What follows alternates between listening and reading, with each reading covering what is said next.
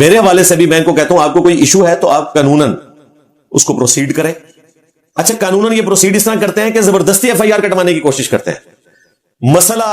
رجب but کا ہوا, وہ بھی 2 سال پرانی ویڈیو کا, 2023 کی, اور میرا نام بیچ میں ویسے ہی لے رہے ہیں. مسئلہ ان کے اپنے مولانا امیر حمزہ صاحب کا ہوا, میرا نام بیچ میں ویسے ہی لے رہے ہیں, اور ان سے توبہ کروا لی ہے, ان پہ ایف آئی آر نہیں کٹوائی, انہوں نے توبہ کروا لی ہے. ہر معاملے میں میرا نام بیچ میں ویسے ہی نا برکت کے طور پہ ڈال دیتے ہیں. اور آج تک یہ کافی زیادہ ایف آئی آرز میرے اوپر کٹوا چکے ہیں, اور اللہ کا شکر ہے جوڈیشری میں جا کے وہ ایف آئی آرز فارغ ہو چکی ہیں, ایف آئی اے میں بھی فارغ ہو چکی ہیں, کیونکہ یہ آؤٹ آف کانٹیکسٹ کلپس کاٹتے ہیں, تو اس کا انجام یہی ہوگا. میں ان دونوں بھائیوں کو بارہا ریکویسٹ کر چکا ہوں کہ تم لوگ آئے دن جو مباہلے والی آیت پڑھتے ہو, سورہ آل عمران کی آیت نمبر 61, قل تعالوا ندعو ابناءنا وابناءکم ونساءنا ونساءکم, تو یہ جو آیت مباہلہ ہے اس کی جو تفسیر آئی ہے صحیح مسلم میں 6220 نمبر حدیث, اس کے ساتھ ملا کر یہ پورا واقعہ کبھی اپنے ممبر سے بیان کر کے بتا دو. تمہیں تو آئے دن شوق ہے نا آیت مباہلہ پڑھنے کا. جو نجران کے کرسچنز کے ساتھ نبی اسلام کا مباہلہ ہوا تھا, تو وہ واقعہ جو صحیح مسلم میں رپورٹ ہوا جس کے کانٹیکسٹ میں یہ آیت نازل ہوئی ہے, وہ تم حدیث کبھی اپنے ممبر سے نہیں سنا سکتے. اور اس حدیث کے کانٹیکسٹ میں امام ابن تیمیہ جو ان کے لیے شیخ الاسلام ہیں, بلکہ ان کے تو امام اعظم ہی ہیں, انہوں نے منہاج السنہ میں جو کچھ اس کے کانٹیکسٹ میں لکھا وہ بتا نہیں سکتے اپنی پبلک کو. اللہ کا شکر ہے 3 سال ہے انہیں توفیق نہیں ہوئی وہ حدیث بیان کرنے کی, کیونکہ اس میں ان کے ماموں کا نام آ جائے گا, اور یہ ماموں بچاؤ مہم کے اوپر لگے ہوئے ہیں, اس کی بنیاد کے اوپر امت کو ماموں بنا رہے ہیں. تو آج مجھے پھر موقع ملا ہے, میں آپ سے یہ ریکویسٹ کروں گا, چیلنج نہیں دے رہا, پہلے چیلنج دیتا تھا, لوگ کہتے ہیں یہ سخت بات کرتا ہے, چلیں ہم معصومانہ ریکویسٹ کرتے ہیں, بلکہ بقول مفتی منیف صاحب کے ہم کرتے رہے ہیں, کرتے رہتے ہیں,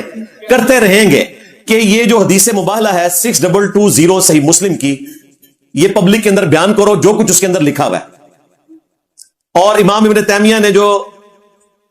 فل ان دی بلینکس کیا ہے وہ بھی بتاؤ, یہ کبھی بھی نہیں بتا سکتے, ان کا پورا مقدمہ دھڑام سے گر پڑے گا. اس حدیث کے اندر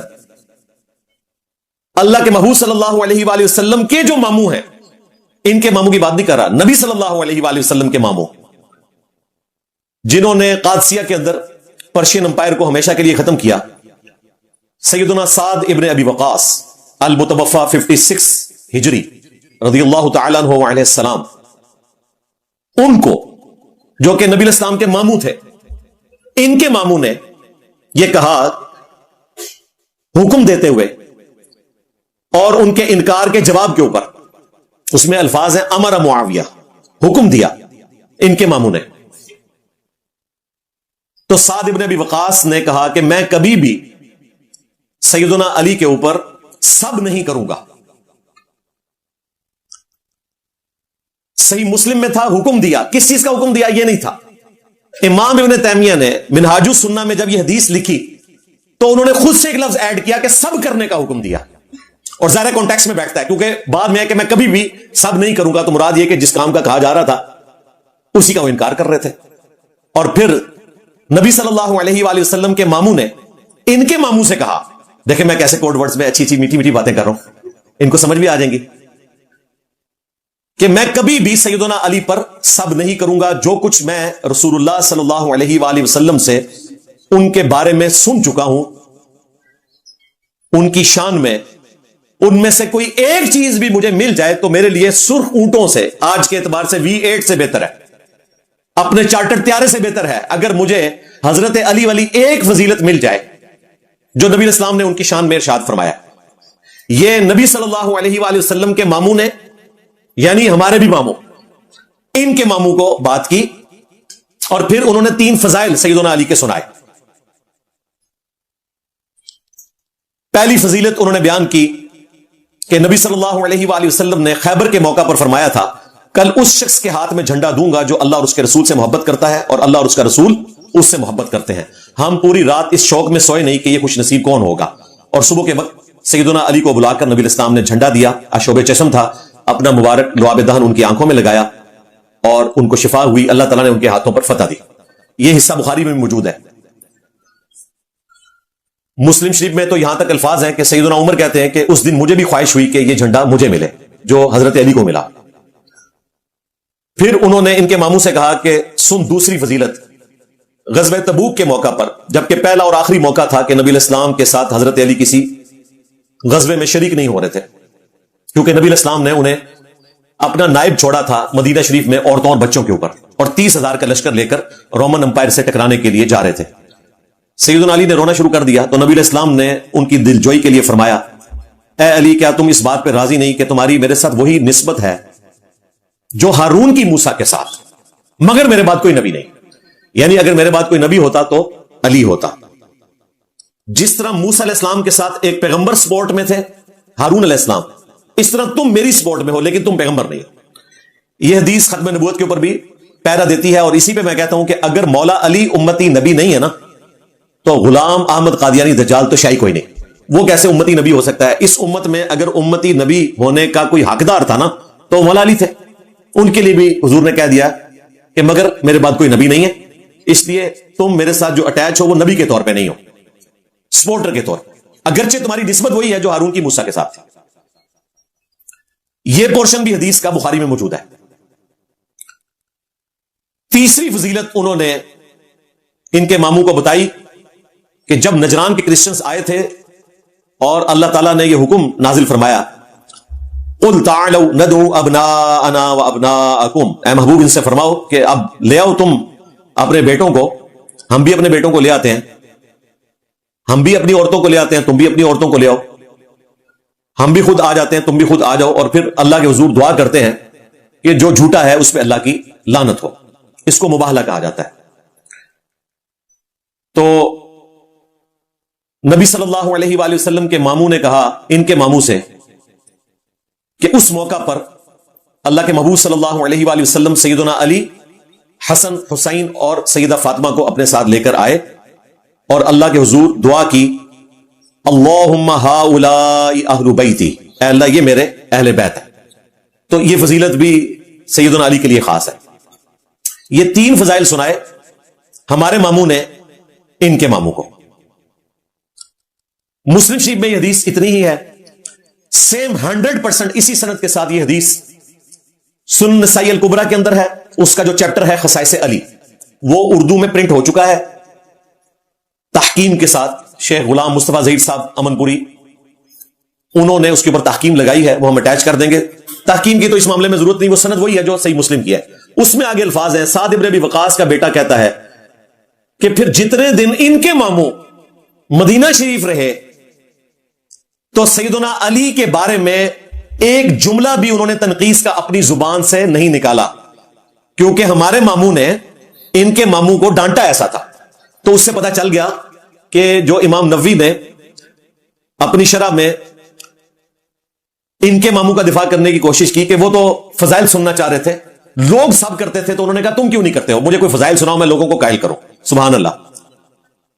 تو حدیث کے تمام طرق حفاظت کرتے ہیں کہ اصل معاملہ کیا تھا۔ خیر یہ چیز مانتے ہیں، وہ کہتے ہیں سب آپ کو سمجھ نہیں آیا، سب کا مطلب ہمیشہ گالی نہیں ہوتا، تنقید بھی ہوتا ہے۔ اچھا دوسری طرف یہ جو حدیث آپ کو بخاری مسلم کی سناتے ہیں نا، وہاں تنقید ترجمہ نہیں کرتے، وہاں کہتے ہیں میرے صحابہ کو گالی مت دو، وہاں بھی تنقید ترجمہ کر لیا کرو۔ اور وہ حدیث بھی یہ پوری نہیں بتاتے، وہ تو صحیح مسلم میں ہے کہ وہ عبد الرحمن بن عوف رضی اللہ تعالیٰ عنہ کو حضرت خالد ابن ولید نے گالی دی تھی، تو نبی علیہ السلام نے کہا تھا خالد اب تم میرے صحابہ کو گالی نہ دو، حالانکہ حضرت خالد بھی صحابی تھے لیکن وہ بعد کے صحابی تھے، صلح حدیبیہ کے بعد جب اسلام کا گراف اوپر جا رہا تھا۔ ہے دونوں صحابہ ہیں لیکن نبی علیہ السلام نے فرق کیا اور ان سے کہا کہ اب تم احد پہاڑ کے برابر بھی سونا خیرات کر دو، 7.5 کلومیٹر پہ پھیلا ہوا احد پہاڑ، اگر اس کے برابر سونا تم خیرات کر دو تو میرے صحابی عبد الرحمن بن عوف نے جو ایک مد آلموسٹ 600 گرام خیرات کیا گندم، اس کے آدھے کو بھی نہیں پہنچ سکتا۔ پوری حدیث یہ تھی۔ خیر ہم نے ان کا مسئلہ حل کیا کہ سب کا ترجمہ ہمارے امام نے ہمیں بتا دیا تھا، انہوں نے تو اپنی کنیت ابو الحسین رکھی ہوئی ہے، امام مسلم نے ابو الحسین مسلم بن حجاج القشیری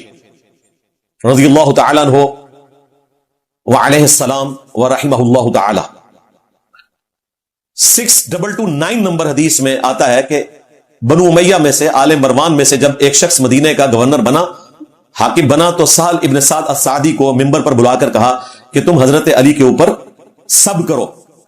تو انہوں نے انکار کیا، تو اس نے کہا کہ آپ چلیں اس طرح کہہ دیں، لعن اللہ ابا تراب، حضرت علی کا نام نہ لیں، ان کی کنیت کہہ کے نا تو آپ کہہ دیں کہ ابو تراب پر لعنت، نعوذ باللہ. تو یہ سب کا ترجمہ صحیح مسلم میں ہوا ہے، لعنت بھیجتے تھے.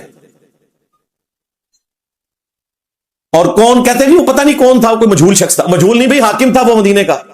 ہاں مجہول نہیں تھا سرکار، جمعیت اہل حدیث کا وہ صدر تھا اپنے علاقے کا. ہاں وہ مجہول ہوگا، مجھے بتائیں. کوئی عام اہل حدیث ہوتا تو یہ کہہ سکتے تھے وہ جمعیت اہل حدیث کا صدر تھا ادھر کا، حجاز کا. ان کو یہ لینگویج سمجھ آئے گی کہ مجہول نہیں ہوتا بندہ جو صدر ہوتا ہے کسی علاقے کا، وہ سب سے بڑا کھڑپینچ ہوتا ہے وہاں کا. تو یہ بڑا کھڑپینچ تھا. اور آپ دیکھیں کہ یہ واقعہ خود بتا رہا ہے کہ جی جو لوگ کہتے تھے نا جی صلح حسن کے بعد ہر چیز سیٹل ڈاؤن ہو گئی تھی، اور یہ سب کچھ صلح حسن کے بعد ہو رہا ہے، کیونکہ مدینے میں آل مروان میں سے گورنر ان کے ماموں کے دور میں بنے ہیں. تو اس کا مطلب ہے کہ یہ بعد کا دور ہے. خیر سب کا ترجمہ ہو گیا، ان کا مسئلہ بھی حل ہو گیا. اور مفتی تقی عثمانی صاحب نے جو اپنی بھولی بھالی پبلک کو دھوکہ دینے کی کوشش کی کہ سب کا مطلب تنقید ہوتا ہے، ٹھیک ہے تنقید بھی ہوتا ہے، لیکن یہاں پہ تنقید نہیں ہے. اور ویسے آپ کے نزدیک تو خلفائے راشدین کی تنقید کرنا بھی رافضیت ہے. تو آپ مجھے بتاؤ کہ سب سے بڑے رافضی تو پھر بنو امیہ ہوئے، تم تو کہتے ہو تنقید کرنا بھی رافضیت ہے. تو سب کا ترجمہ صحیح مسلم میں ہوا ہے. اب اگر مفتی تقی عثمانی صاحب نے مسلم شریف نہیں پڑھی تو میرا تو کوئی قصور نہیں. ویسے اس سے بڑا فتویٰ بھی لگ سکتا ہے کہ انہوں نے پڑھ کے چھپایا، لیکن وہ بہت بڑا فتویٰ لگ جائے گا علماء یہود والا. تو ہم چھوٹا فتویٰ لگاتے ہیں کہ ان بیچاروں نے نہیں پڑھی ہوگی صحیح مسلم شریف، یا پڑھی ہے اوور لک ہو گئی ہے، جان بوجھ کے ایسا نہیں کیا ہوگا جو انہوں نے یہ جھوٹ بولا یا غلطی لگی ان کو، ہلکا لفظ استعمال کر لیتے ہیں. تو آپ دیکھیں کہ مسئلہ کہاں سے شروع ہوا اور مجھے کیا کچھ بیان کرنا پڑ گیا اس حوالے سے.